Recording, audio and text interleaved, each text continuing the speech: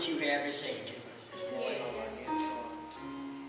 We ask, Lord, that whatever hindrances, whatever that may bind this word going forth, that at this moment, Lord, that you would remove that. Yes. I ask that you would remove that in me, Lord, as the person speaking for you. Yes. And I ask also that you would remove it in the people who are to hear this word, Lord.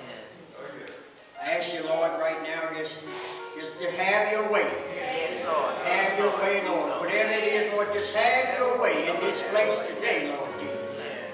We want to leave here, Lord, not like we came, Lord, but we want to leave here, Lord, better. Yes. We want to leave here, Lord, with a closer walk to you, Lord. Yes. We want to leave here, Lord, knowing how to love a little bit better. Yes, Lord. Knowing how to reach out, knowing how to care, knowing how to be concerned, and knowing how to show compassion just a little bit more than when we came, Lord. Lord, we want to leave here knowing how to forgive just a little bit more, Lord. And we can't do that unless we hear from you, Lord. So speak right now, Lord. Jesus Christ. Do this your servant. And we thank you, Lord. In the precious name of your Son, Jesus, we do pray. Thank God. And amen. Amen. Amen. God said amen. Amen. I thank God for you being here as always. I thank God for the privilege to stand before God's people. Yes, yes, Lord. Don't count it lightly. Very, very precious. His word and his people. Yes, Lord. Again, I thank Pastor Nate in his absence for allowing me to stand before his people. Yes. All right, if you would, please, let's go to Acts chapter 22. We're going to look at verse 14, and I'll be lifting just one verse. Acts 22, verse 14. Amen. I see young people taking notes. Amen. I like that. Amen. All right. I got something in this message for you. All right. If you're physically able to stand, stand. If not, just put your hands on the Bible. Reading from the NIV, it says, Then he said, The God of our fathers has chosen you to know his will, and to see the righteous one, and to hear words from his mouth. You may be seated.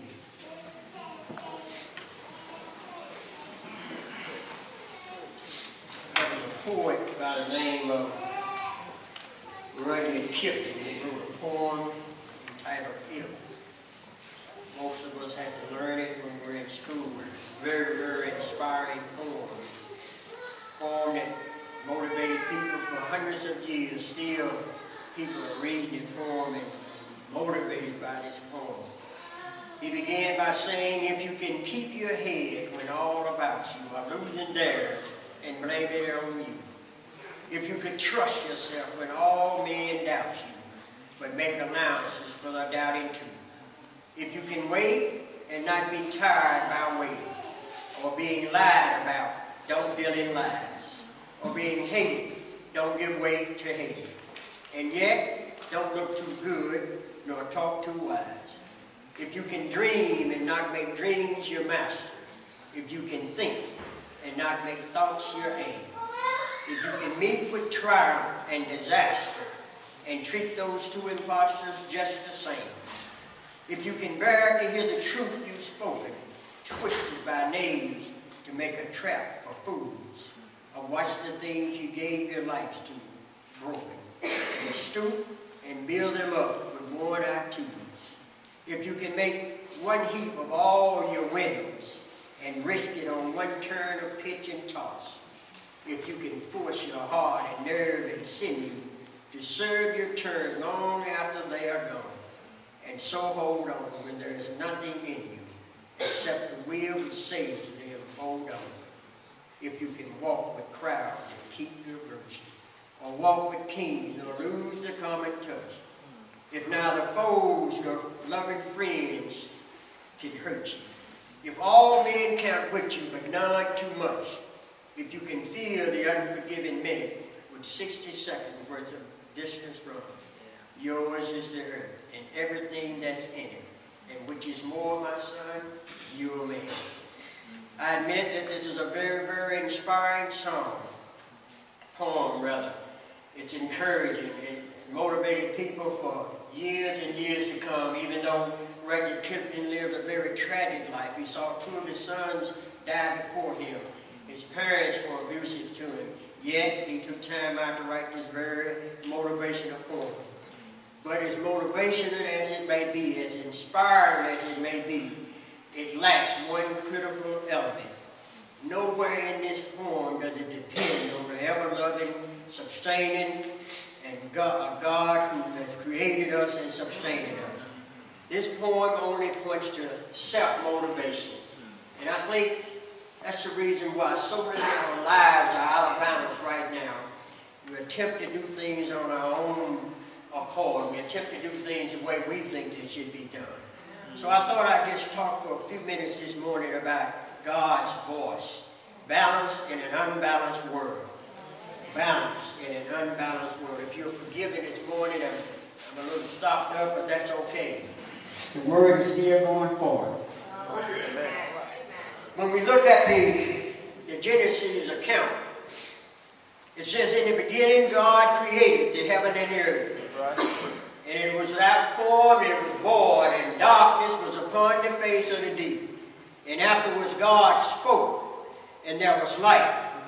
He made two lights, the greater light to rule by day, and the lesser light to rule by night. And when God looked at it, he saw that they were good. And God continued to speak. And he gathered the waters together, and the earth was the dry land, and the waters he called seas. And again God looked at them and said, they are good.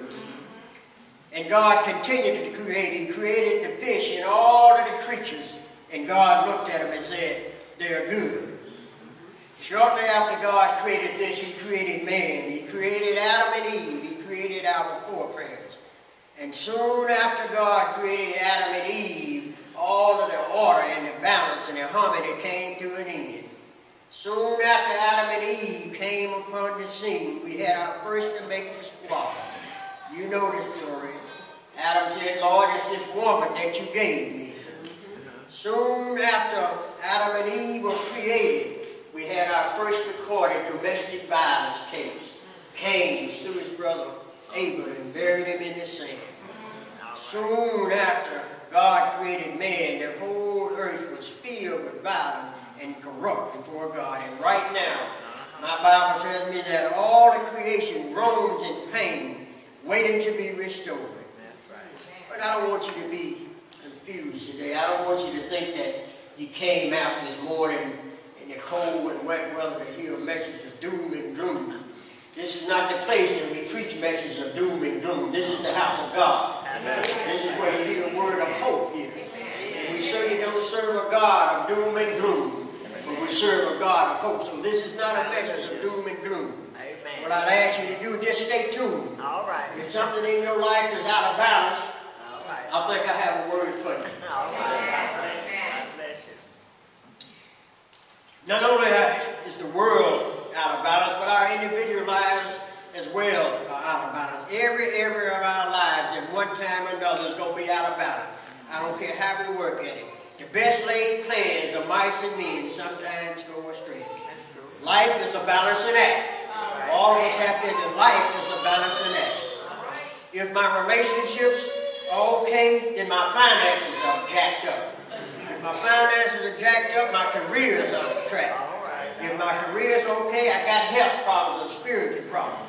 Some part of our life will be out of balance. I don't care who. None of our areas, no, all of our areas won't be in balance all the time. Teddy Pendergrass was singing the song 50-50 Love. All of us are looking for a 50-50 love. It's not going to be. Even if you've been with somebody for years and years, sometimes she's going to give 60 and you're going to be giving 40. Sometimes you're going to give 80, she's going to give 20. Relationships are just going to be out of balance sometimes. Relationships is okay, then finances is out of balance. You're just not making enough. Too much going on, not enough coming in. Well, you may say my finances are not out of balance, but my career is out of balance. I'm spending too much time at work. I'm a workaholic. I wake up at work, I stay at work all day, work. I'm a workaholic. That's all I do. Well, that may not be your problem, but you may have a health problem. balanced diet and exercise is good for health. Sometimes it's okay to eat junk food. It's okay to eat snacks sometimes. Amen. But in order to have a balanced diet, to have a healthy lifestyle, we have to have a balanced diet. Our spiritual life sometimes is out of whack. God is not looking for spiritual fruitcake. He's not looking for somebody who you have to speak in tongues every time you say something to him. He's not looking for that. God is looking for somebody who's useful. There used to be a saying that sometimes we be so heavenly minded we're no earthly good. God is not looking for that. God is looking for balance in our lives, even in our spiritual lives. One of these areas is affected, all these areas are affected. Sometimes when we come to church and one of these areas is out of whack, we can't even hear the word of God. If I messed up at home, I can't hear the preached word of God. I can't hear Zion's song. I'm trying to figure out how I'm going to fix up this messed up relationship or staying out all night or whatever I did wrong. I can't hear Zion's song. I can't hear God's word because I spent the house note money one more time. Now I'm sitting in church trying to figure out who I'm going to borrow it from again. One of these areas is out of whack in our life. All of these areas are out of balance in our life. Life is not easy to balance. I'm not trying to paint a rosy picture. Life is not easy to balance. There's a condition called benign conditional vertigo. If anybody's ever experienced that, you know what I'm talking about. It's a terrible, terrible condition. It's one of the 3 top reasons people go to the doctor. It's something that comes on you all of a sudden.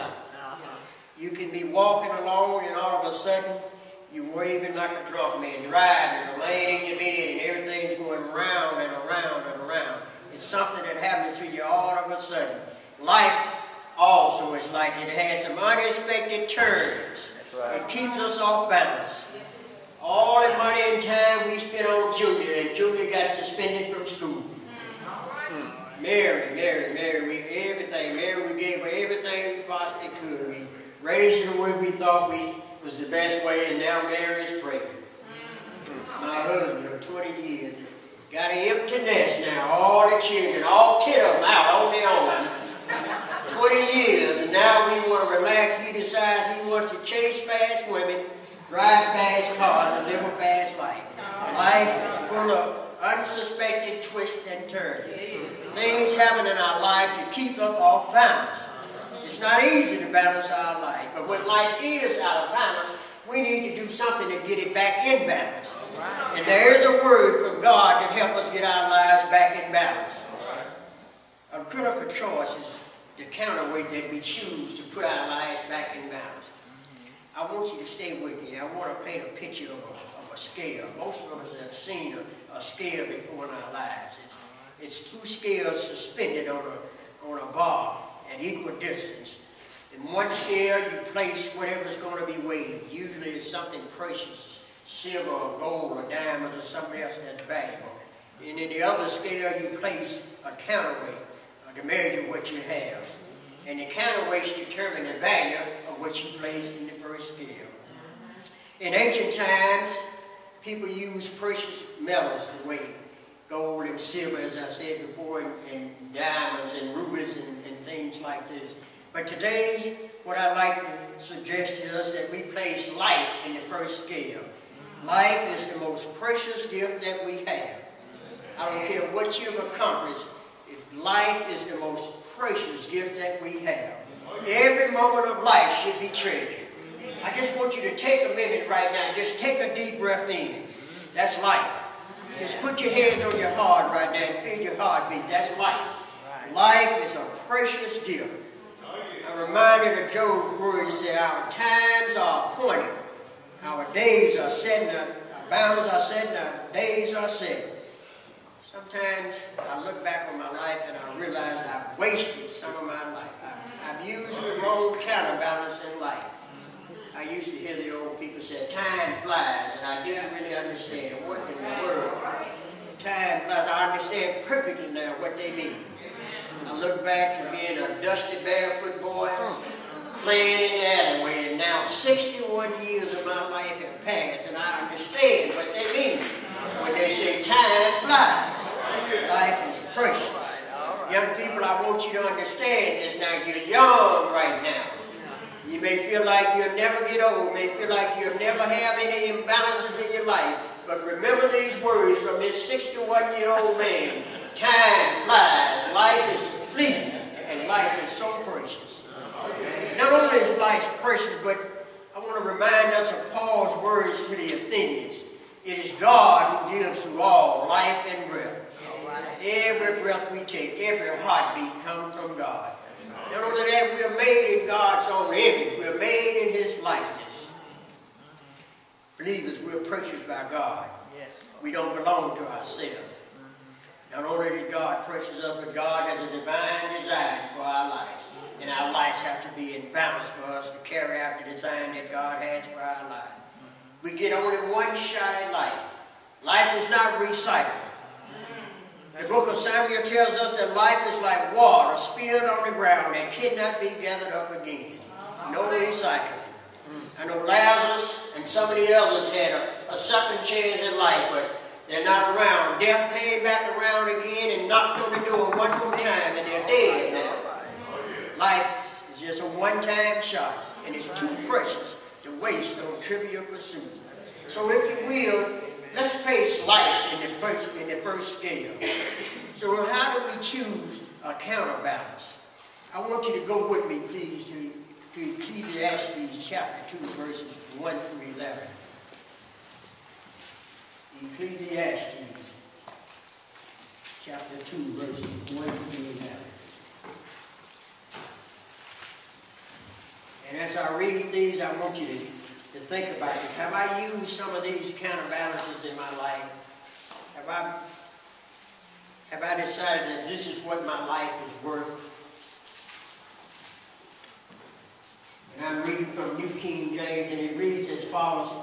I thought in my heart, come now, I will test you with pleasure to find out what is good. But that also proved to be meaningless. Laughter, I said, is foolish. And what does pleasure accomplish? I tried cheering myself with wine and embracing folly. My mind still guided me with wisdom. I wanted to see what was worthwhile for men to do under the heaven during the few days of their lives. I undertook great projects. I built houses for myself. I planted vineyards. I made gardens and parks and planted all kinds of fruit trees in them. I made reservoirs to water groves of flourishing trees. I brought male and female slaves and had other slaves who were born in my house. I also owned more herds and flocks than anyone in Jerusalem before me. I amassed silver and gold for myself and the treasure of kings and provinces. I acquired men and women singers and a harem as well, the delights of the heart of man. I became greater by far than anyone in Jerusalem before me. In all this, my wisdom stayed with me. I denied myself nothing my eyes desired. I refused my heart no pleasure. My heart took delight in all my work, and this was the reward for all my labor. Yet, when I surveyed all that my hands had done, and what I had toiled to achieve, everything was meaningless, a chasing after the wind. Nothing was gained under the sun. I hope we all reflected on that as I read that. Have I used some of these counterbalances for my life? Have I decided that this is the value of my life? And I don't want you to misunderstand me. I don't want you to think that there's something wrong with having material things. It's not. And I don't think God has asked any of us to take a vow of poverty. Anybody in here had to take a vow of poverty? Has God spoken to you? Ask you, good, I didn't think so. Amen. So we don't have to take a vow of poverty. It's okay to have things, but what I am saying to you, church, what I am saying to you, top, don't let these be the measure of your life. Yeah, man. I want to paint a picture to you of a selling vessel. Sometimes selling vessels go out without cargo, and they have to have balance in order to balance the selling vessel. Those of you who have been in the Navy before, you know what I'm talking about. Sailors, you know what I'm talking about. And sometimes when they don't have cargo to balance out the sailing vessel, they pick up useless items, just pick up anything just for weight in the bottom of the ship. But when they get to a port where they have cargo, they pick up cargo that's precious and they discard that useless cargo or those useless items. So the point I want to make to you today, maybe it's time for us to look at our lives and see, have I picked up some unnecessary cargo? Have I picked up something that I really don't need in my life? Is it time for me to discard some of that stuff and pick up some cargo that's valuable in my life? Proper balance can only come from listening to God's voice. In our scriptures, we look at Acts 22, in the first part of Acts, where Paul is speaking in Jerusalem, and Ananias has blessed him, and he's opened his eyes, and Paul has had a chance to speak to the Jerusalem counselor. He said, in the past, I listened to Gamaliel, and I sat at his feet, and I listened to his voice. I taught according to the law of the tradition, and I taught the traditions of the fathers, and I listened to the voice of tradition. But one day, while I was on my road, on my way to persecute the church on the Damascus road, I heard another voice calling my name, Saul, Saul. And I responded to that name, and I got my life back in balance. All of us have been on the road to Damascus. All of us have had our lives out of balance from time to time. And we've heard our names called Ricky, Saul, Saul. Whoever your name is, all of our names have been called. God is attempting to get our lives back in balance again. I want you to understand it's not always easy to hear God's voice. We hear so many voices, so many distractions. We hear from politicians. With an election year coming up, I know you're tired of watching TV. Every time you turn the TV on, some politician is telling you to vote for me. All you got to do is vote for me and I can put your life back in balance again. I can balance the budget. Everybody's talking about balancing the budget now. Just vote for me. Sociologists have written volumes and volumes of books trying to teach us how to live a harmonious and balanced life. Scientists have mixed all kinds of chemicals trying to control our minds so we make balance in our lives. But out of all of these people, I think evolutionists are the group that are really, I think they're just the only group that says that everything is okay. The only group that says we're not out of balance. Evolutionists have come to the conclusion that everything is on track the way it should be going. They said we were in the sea and we swam around in the sea for a few million years. Got tired of that and we crawled out of the sea and swung in the trees for a few million years. Now we're walking upright. So they are under the belief that everything is in balance and we're headed in the right direction. And don't get me wrong again. I know that we need people. We need doctors. We need scientists. We need people to help us in this world. But we have to be careful how that word line up with the word of God. Sometimes we don't hear the word of God because it's by design. It's by God's design. He has a design purpose for us not hearing Him. You remember the story of Lazarus when he was sick. And Mary and Martha sent for Jesus and they said, Jesus, Lazarus, the one that you love, is sick. The house that you stop by and you hang out, the place that you hang out at, Lazarus is sick. If you would come see about it, but Jesus didn't respond. So sometimes Jesus does not respond to us because He has a design for our lives. But too often, we place obstacles in the way, and that's why we can't hear what God is saying to us. Life is out of balance, we're crying on God, but we place obstacles in the way. I want to share some of these obstacles with you if you would. Sometimes we use selective hearing with God. You know what that is? I think most of us know what selective hearing is. All of us are guilty of selective hearing. Fellas, I think we mastered it though. I think we're better at it than the ladies are. We're pretty good at selective hearing. Selective hearing is the tendency to hear only what you want to hear. All right. You don't want to hear the rest of it because it don't fit into my plan. Let me give you an example. You and your significant other out one day and you said, well, let's spend together today. We'll go shopping, me and you together, and then we come back, I'll watch the game with you. All you hear is watch the game. When time comes to go shopping, you in the easy chair with your flicker on, ready to watch the pregame show. We only hear what we want to hear. I think, fellas, we have mastered selective hearing. Sometimes it's good to have selective hearing, though. It's not selective hearing is not wrong all the time. Have you ever run into a woulda, coulda, shoulda person? You always somebody where you coulda, where you shoulda. It's okay, but everywhere you go, you're gonna find a woulda, coulda, shoulda, but person, and you have to learn that some of that they tell you is selective hearing. Don't internalize everything they tell you. But here's the key. Don't use selective hearing with God. Everything that God tells us we need to hear. Jesus warned the scribes and Pharisees when they said, "Woe to you scribes and Pharisees, hypocrites, for you tithe mint and dill and cumin, and have neglected the weightier matters of the law, justice and mercy and faithfulness." Yeah, you heard what I said, but you did only what you want to do. You only paid your tithe because people can see you paying your tithe. You look good. You get your accolades. You get your pat on the back. But justice and mercy doesn't get you the accolades, so you discard that. So again, I say we have to be careful of how we listen to what God says. We have a tendency to filter out what doesn't fit in our plan.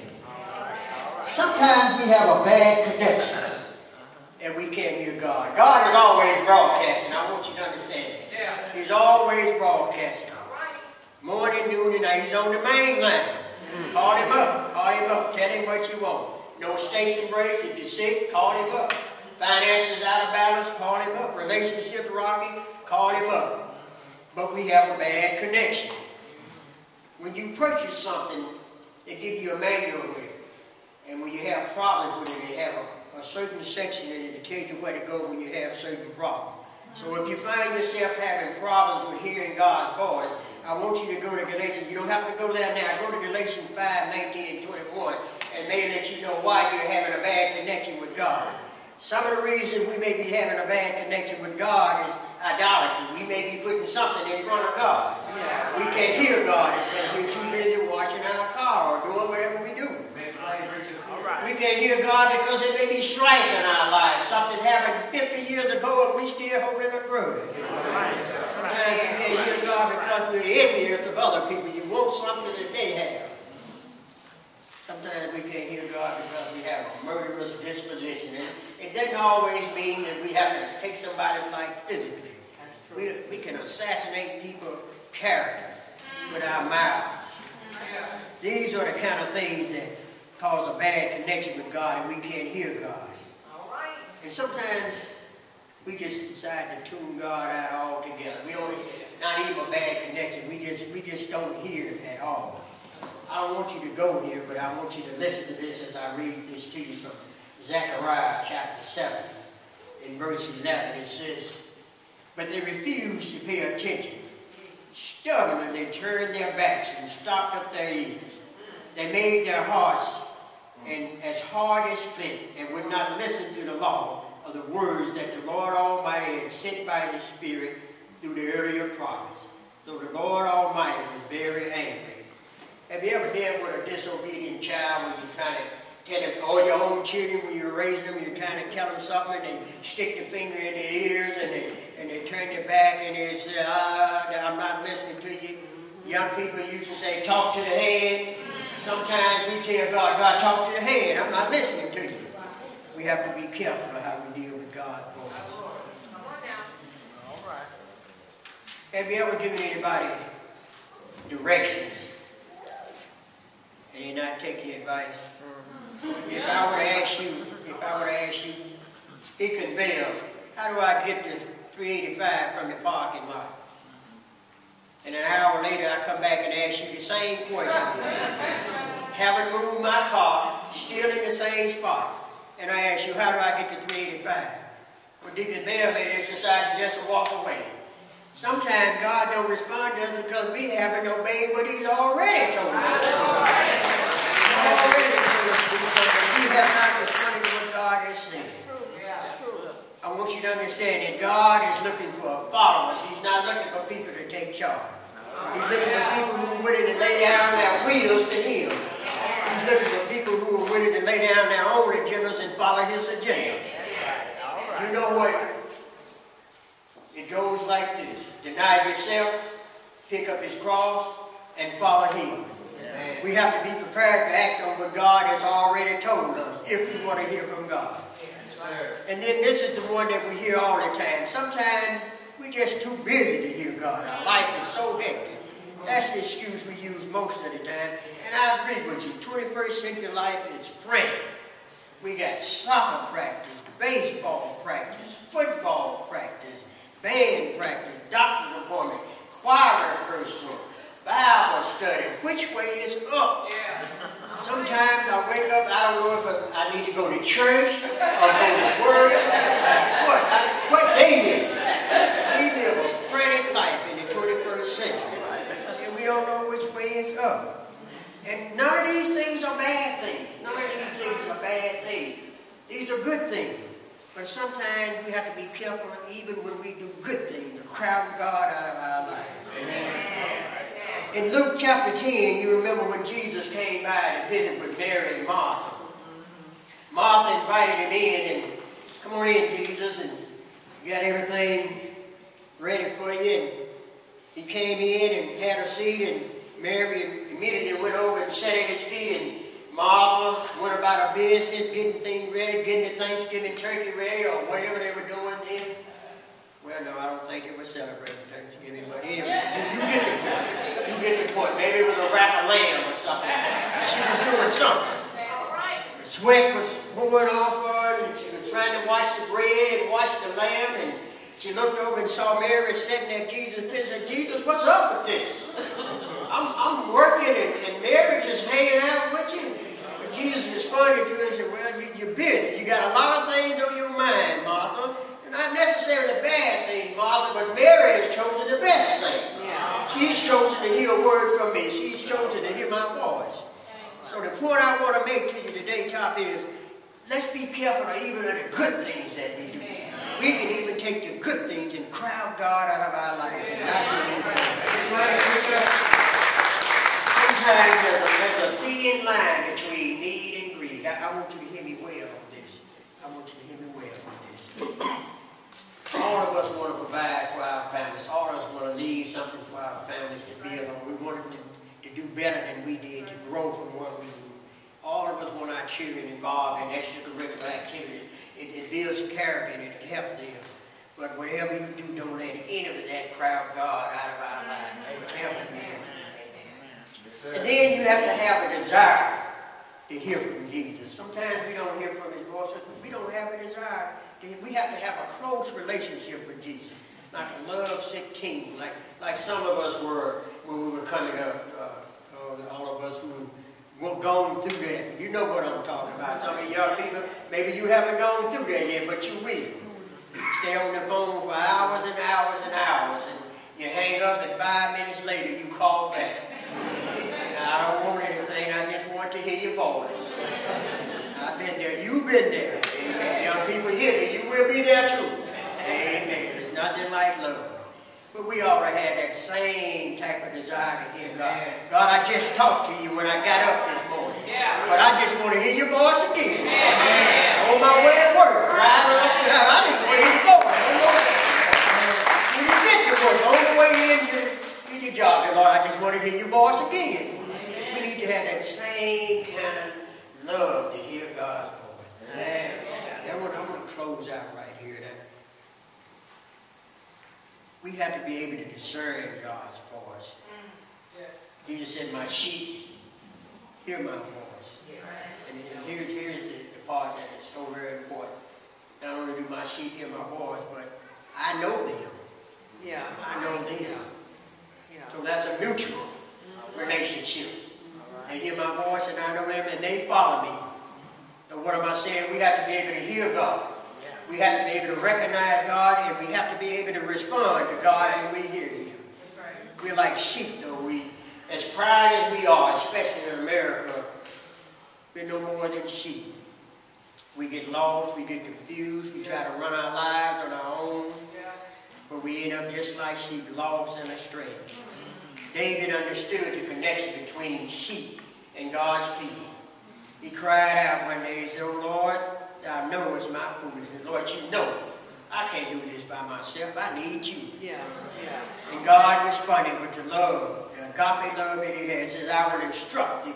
I will teach thee in the way which thou shalt go." We can't handle our lives on our own. True balance only comes from listening to God's word. So whatever imbalance is in your life right now, I want you to understand, you're just one word away from a turnaround if you just listen to God's word.